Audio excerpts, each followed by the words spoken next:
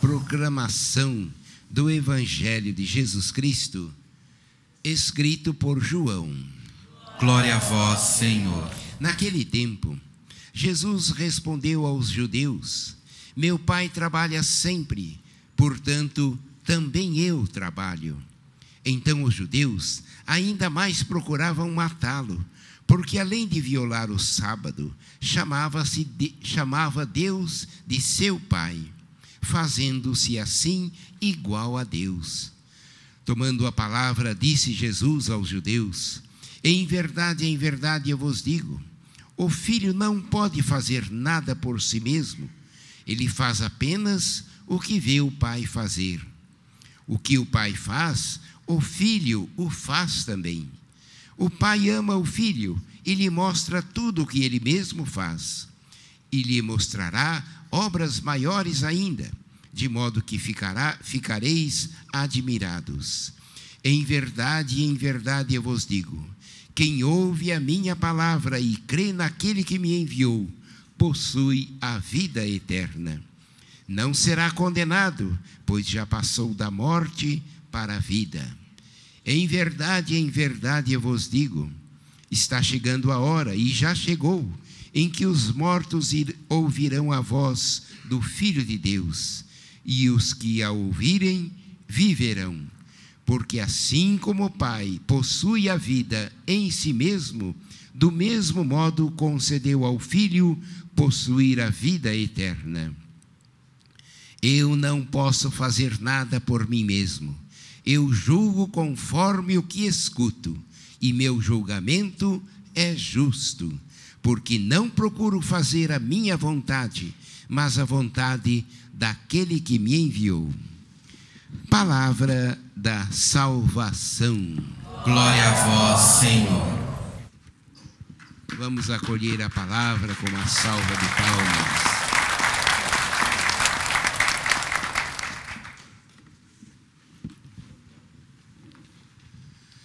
Jesus continua falando a todos nós aquilo que sempre está nos lembrando: eu e o Pai somos um. Todos nós sabemos que Jesus é o Filho de Deus Pai, e por isso ele está afirmando agora: tudo que o Pai faz, eu também faço. E os judeus não conseguiam aceitar que Jesus era o Messias, aquele que foi anunciado pelos profetas, aquele que estava ali presente realizando o grande projeto de Deus Pai. Imaginem só, os judeus estavam já preparados, já desde Abraão, Isaac, Jacó, depois passando pela escravidão do Egito, Deus chamando Moisés para libertar aquele povo da escravidão, passando o Mar Vermelho, fazendo uma aliança com Deus e sendo preparado pelos profetas para a vinda do Filho de Deus. Assim mesmo, os judeus não foram capazes de aceitar Jesus como Messias, como anunciado, o prometido pelo Pai. E por isso, quando Jesus se apresenta a eles, diz o Evangelho, eles queriam matá-lo, porque Jesus não observava o sábado e se fazia igual a Deus, o Filho de Deus. Aí está o Evangelho.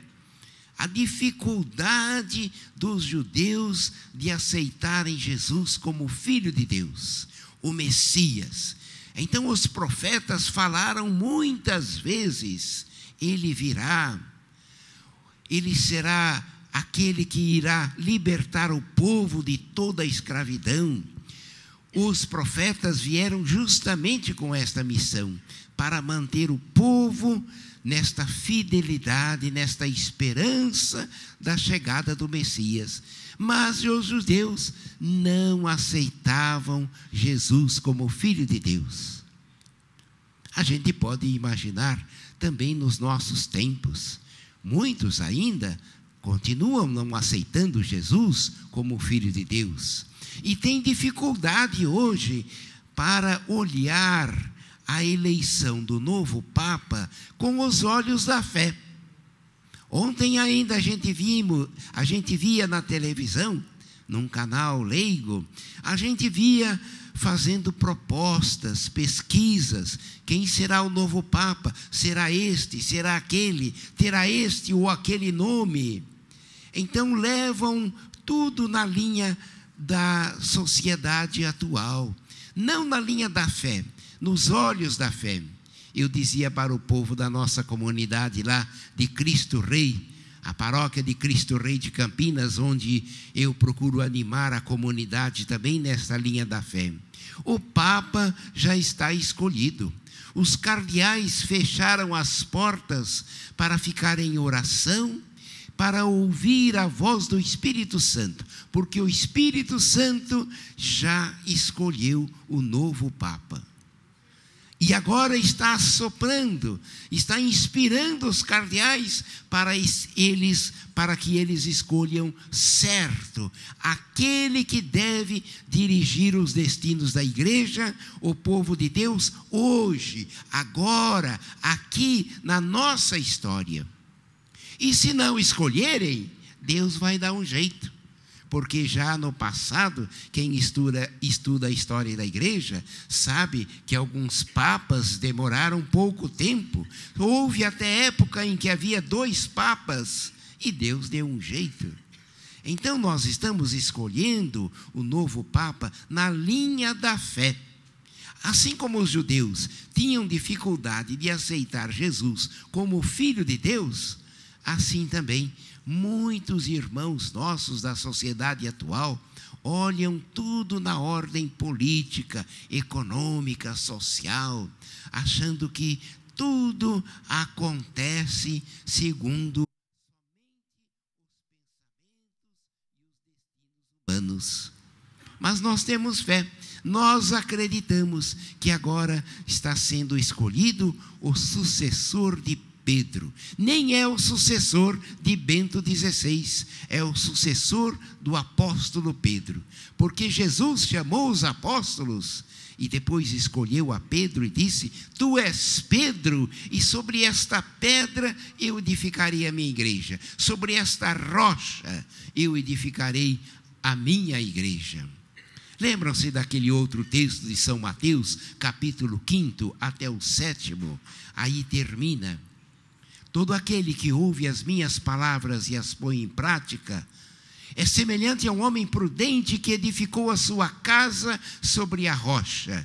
Veio a chuva, a tempestade, os vendavais, e investiram contra aquela casa, e a casa não caiu, porque estava edificada sobre a rocha. Então é assim a igreja, está edificada sobre esta rocha que é Pedro. E São Mateus, ouvindo Jesus falar, ele também escreveu: mas aquele que ouve as minhas palavras e não as põe em prática é semelhante a um homem sem juízo que construiu a sua casa sobre a areia. Caiu a chuva, sopraram os ventos, investiram contra aquela casa, e a sua ruína foi total, porque a casa estava edificada sem alicerces, em cima da areia. Então nós temos fé, estamos professando agora a nossa fé na igreja, instituída, iniciada por Jesus Cristo. É o Espírito Santo que conduz a nossa igreja.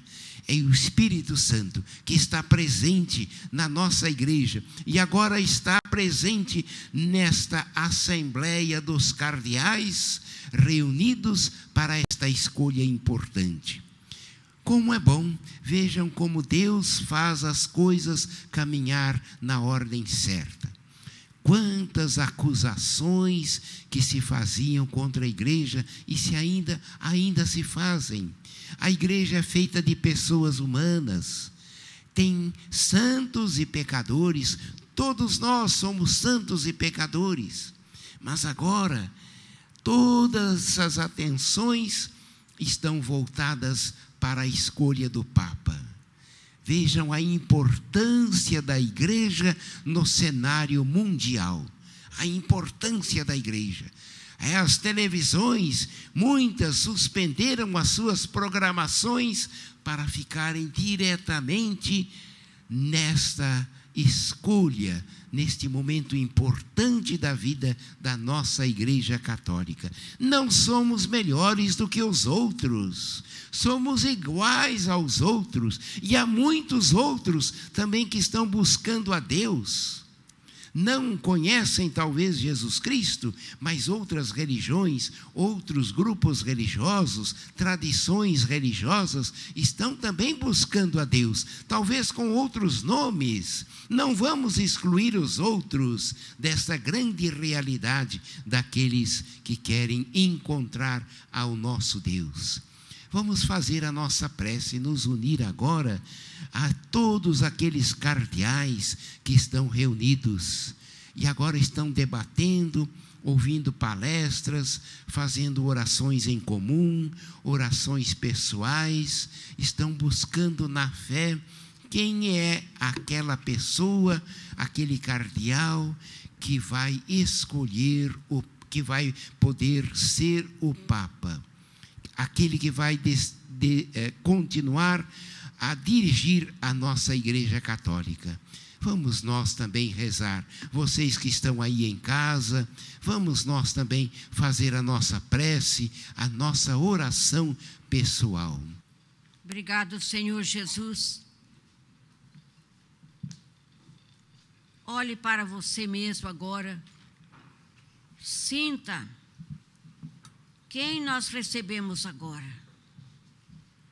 Sintamos esse Deus Todo-Poderoso, o Senhor dos Senhores, o Rei dos Reis,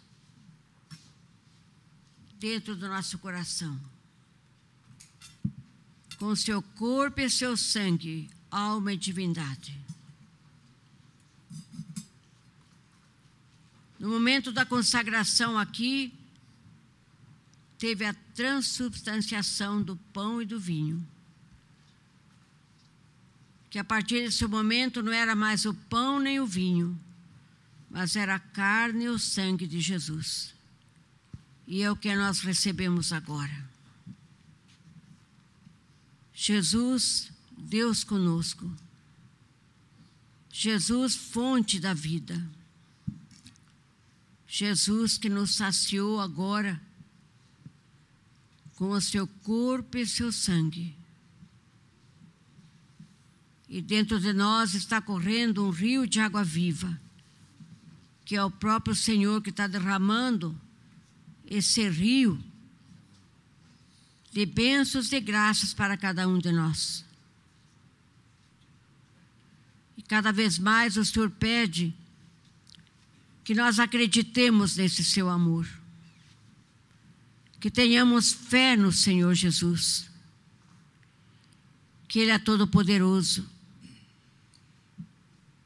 Ele é aquele que dá a cada um de nós toda a esperança e toda a salvação.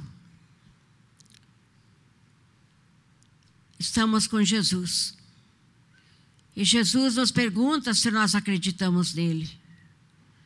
Jesus nos pergunta se nós precisamos dele.